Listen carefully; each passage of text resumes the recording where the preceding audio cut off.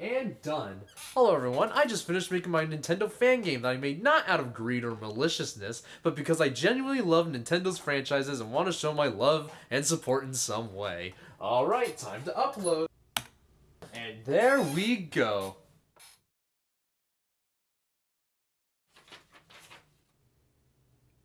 Oh no. Nintendo fan games are great, aren't they? Made with love and passion. Everyone enjoys them. Everyone except Nintendo, who treats these fan games like some kind of disease that need to be eradicated.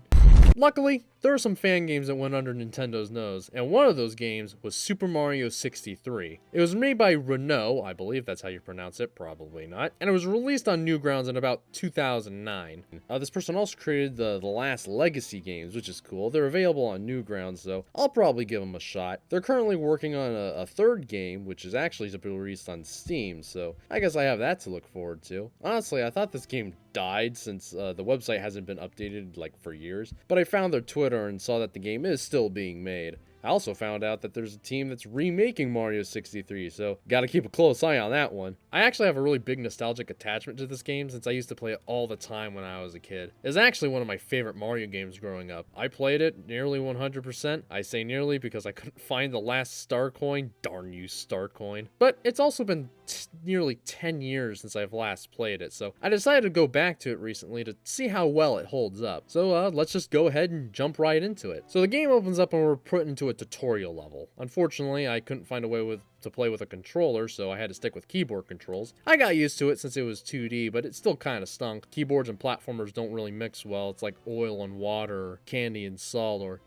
keyboards and platformers. In this level, we learn Mario's moveset, which is pretty standard. He can run, jump, double jump, triple jump, ground pound, long jump, and so on. He's also kind of on the floaty side, so you can make some great distances with some well-timed jumps. But that's not all. Flood also appears in this game, which is really cool. Like in Sunshine, he has 3 different forms: a standard hover, supersonic speed, and blasting off again. At this point so far though, we only have the hover. It alone makes traversing these areas very fun. If you think that would make this game too easy, trust me, it doesn't, for better or for worse. After the intro level, we get to Peach's castle. Bowser comes along and kidnaps Peach. Even in a fan game, she can't outrun the cycle. And all the shine sprites scatter everywhere, and Mario has to go after them. We go ahead and enter Bomb on Battlefield, and yeah, this game is basically a 2D remake of Mario 64. If 3D World was a 2D Mario game but in the third dimension, then Mario 64 is a 3D Mario game but in 2D. We can enter the world, and even if you pick a certain mission, you can pretty much go after any in any order you so desire, which is nice. The amount of shine sprites vary in each level, but on the bright side,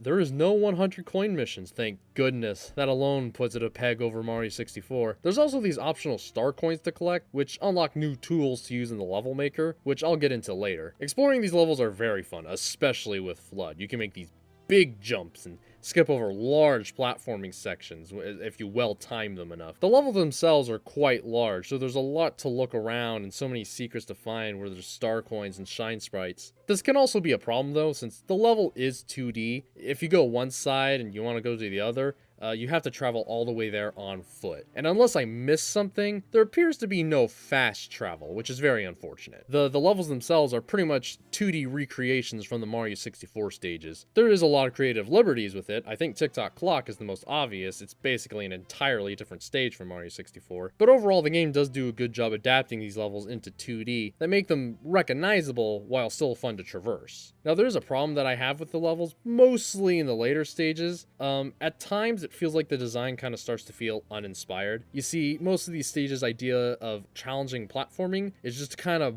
barf enemies all over the place and call it a day. I mean, look at this, this is ridiculous. So yeah, that kind of blows, but aside from that, this game is fantastic. There's also these secret levels, which somewhat act as like traditional platforming sections. These are probably my favorite sections in the game, since some of them are just like incredibly difficult and like really cool challenges. Like this one here with a spinning planet, it's just just great design overall. I also want to talk about the castle, which if you watch my Mario 64 review, you might remember me saying that the castle felt barren and empty. Well, here, they fixed that. There are toads everywhere, and more pop up as you complete stages. They also have personalities and some funny dialogue as well that makes talking to them really enjoyable. This one's one of my favorites, where he claims to be Mewtwo, tries to use a move, fails, and then vanishes. Just incredibly memorable. This writing in this game is so good. It puts a smile on my face when talking with these NPCs. Just such a great sense of humor.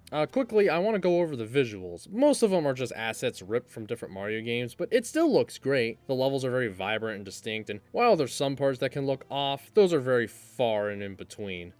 Those are very few and far between. Well, I guess I made it to the part where I have to go over the stage builder now, so let's do that. There's honestly not much to say here. It's stage builder. Make your own terrible, terrible, terrible levels to torment your friends to play. I would always place the most bullcrap obstacles and then laugh at my brother for failing over and over again. And then he'd laugh at me when I fail as his levels. It was great. If you couldn't tell already, I freaking love this game. I played it all the time when I was a kid. I have so many good memories with it. It will always hold a special place in my heart as one of my favorite Mario games. It even has one of the best ending segments of any game in the Mario franchise. The final level starts off like any other Bowser stage. Get through some of the platforming challenges, get to the bastard. But this time the fight is different. Unlike the others where you have to throw Bowser in 2 directions, here you jump and spin 360 degrees and then you can throw him anywhere. And after you beat him, a meteor starts to destroy everything and you have to run to escape by traveling on this falling debris. It's so intense and it lags like crazy, but I don't care. This moment is kick-ass. I love it. I love this game. Do I have nostalgia goggles on? I